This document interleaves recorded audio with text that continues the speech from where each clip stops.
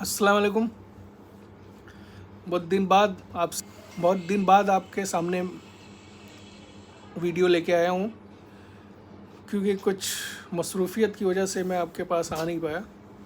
और आज मैं हॉट टॉपिक के बारे में बात करना चाहता हूँ। आज मैं आपको सेक्शन 499 ऑफ आईपीसी, जो आजकल बहुत ही पॉपुलर है और लोगों को क्यूरियासिटी बढ़ गई है कि ये क्या है, डिफेमेशन केस।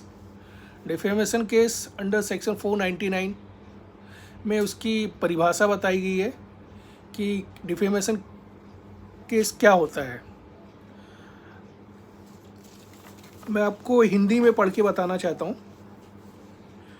आईपीसी की धारा 499 में मानहानि को डिफाइन किया गया है। इसके अनुसार अगर कोई बोलकर, लिखकर, पढ़कर, इशारों या तस्वीरों के जरिए किसी व्यक्ति की प्रतिष्ठा पर लाछन लगाता है तो इसे मानहानि माना जाएगा। अब मैं यही चीज़ आपको इंग्लिश में भी पढ़ के बताता हूँ। Whoever by words either spoken or intended to be read or by signs or by visible representations make or publishes any imputations concerning any public intending to harm or knowing or having reason to believe that such imputation will harm the reputations of such person is said except in the cases hereinafter accepted to defame that person। अब ऐसे नहीं कि जब आप कुछ भी बोल दें तो वो डिफेमेशन हो जाएगा किसी के अगेंस्ट में, तो कुछ अपवाद भी है, कुछ एक्सेप्शन भी है। तो मैं आपको उसके बारे में बताऊंगा। हाँ, तो पहला एक्सेप्शन जो अपवाद है वो ये है, सच्चाई का लांछन जिसे सार्वजनिक भलाई के लिए बनाने या प्रकाशित करने की आवश्यकता है, उसको आप डिफेमेशन नहीं बोल सकते। दूसरा है लोक सेवकों का सार्वजनिक आचरण, public conduct of public servants. जैसे कि जज है या कोई भी है, अगर वो अपने ड्यूटी में किसी को कुछ बोल रहा है या फिर जज किसी से कुछ पूछ रहा है या कुछ उसके खिलाफ टिप्पणी कर रहा है, तो ऐसे को आप डिफेमेशन नहीं मानेंगे। तीसरा अपवाद है किसी सार्वजनिक प्रश्न को पूछने छूने वाले किसी व्यक्ति का आचरण, conduct of any person touching any public question. Fourth है publication of reports of proceedings of court. जो कोर्ट में उसकी जो पब्लिकेशन होती है, जो प्रोसीडिंग्स होती है, उसे भी आप डिफेमेशन नहीं मानेंगे। Merits of cases decided in court or conduct of witnesses and other concern. न्यायालय में निर्णीत मामले को जो छठी जो एक्सेप्शन है वो सार्वजनिक प्रदर्शन के गुण, मेरिट्स ऑफ पब्लिक परफॉर्मेंस। जो सातवीं है sensor passed in good faith by person having lawful authority over another.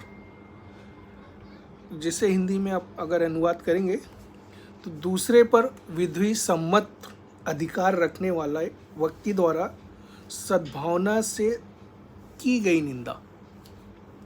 आठवां है accusation preferred in good faith to authorise person. Hindi में इसका अनुवाद है प्राधिकृत व्यक्ति पर सद्भावपूर्वक आरोप लगाना। नौवां जो इसका अपवाद है imputation made in good faith by person for protection of his or others interest.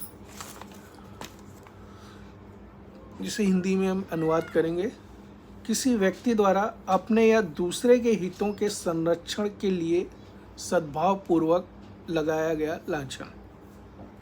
10th है caution intended for good of person to whom conveyed और फॉर पब्लिक गुड।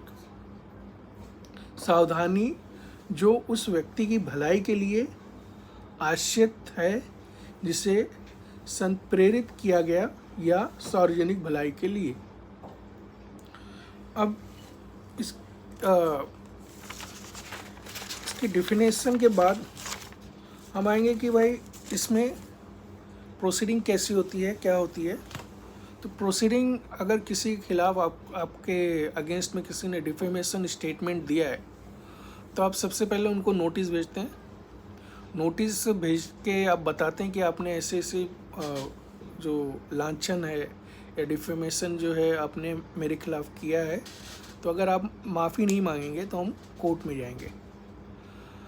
अगर वो जो नोटिस का पीरियड तय किया जाता है 7 दिन या 15 दिन के अंदर अगर उसका रिप्लाई नहीं आता या फिर वो उसमें काउंटर करता है या फिर वो उसमें आपसे क्षमा याचना नहीं करता है तो इसका मतलब कि वो एक्सेप्ट नहीं कर रहा है अपनी गलती और वो उस बात पे कायम है कि उसने ऐसा कुछ किया नहीं है। तो आप उसके लिए आप कोर्ट में जा सकते हैं। जब कोर्ट में जाएंगे तो कोर्ट में पूरा एक प्राइवेट केस होगा, क्रिमिनल केस, जिसमें उसको सज़ा मिलेगी और प्लस उसको फ़ाइन भी मिलेगी। और अगर आप डिफेमेशन करना चाहते हैं तो सिविल भी तरीके से आप कर सकते हैं, जिसमें आप सिविल कोर्ट में जाके आप उसको सज़ा न दिला के सिर्फ फ़ाइन का प्रावधान है। जैसे मानहानि तक का दावा जिसको बोलते हैं, जैसे उनसे मुआवजे लेना, आपके जो रिपूटेशन ख़राब की है उसके बदले में आपको मुआवजे देना, ऐसा आप कोर्ट में एक केस भी कर सकते हैं सिविल कोर्ट में। और वहाँ पे केस की सुनवाई होने के बाद जज डिसाइड करेगा कि कितना उनको हर्जाना देना पड़ेगा। आईपीसी में क्या पनिशमेंट है अंडर सेक्शन 500?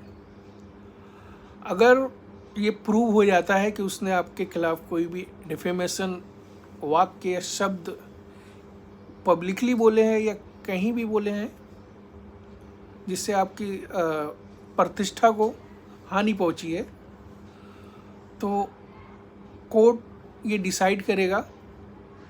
एक चांस वहाँ भी कोर्ट देता है कि अगर आप माफ़ी मांगना चाहते हो तो मांग सकते हैं। अगर माफ़ी नहीं मांगा तो कोर्ट ये डिसाइड करेगा कि उसको ट्रायल चलाने के बाद कितना पनिशमेंट उसको मिलेगा। मैक्सिमम पनिशमेंट है 2 years और फाइन और बोथ।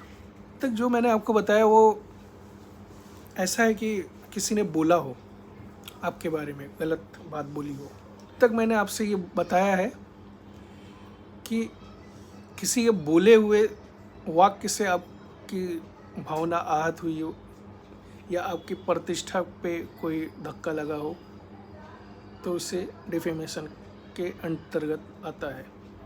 अगर कोई चीज़ जैसे न्यूज़ एजेंसी है, टीवी है, वेब पोर्टल है, वहाँ पे आपके बारे में कुछ गलत लिखा गया है या प्रिंट किया गया है, जो प्रिंट मीडिया होता है, सोशल मीडिया होता है, न्यूज़पेपर होता है, टीवी होता है, टीवी चैनल, तो वहाँ पे भी डेफेमेशन लगता है और वहाँ पे भी पनिशमेंट है।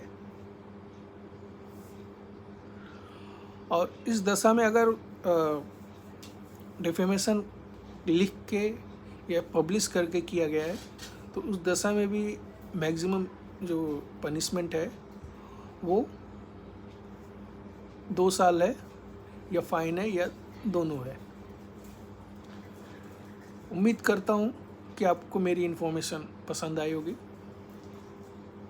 और आगे की वीडियो बनाने के लिए, देखने के लिए कृपया आप मुझे लाइक, शेयर एंड सब्सक्राइब करें। बहुत बहुत धन्यवाद।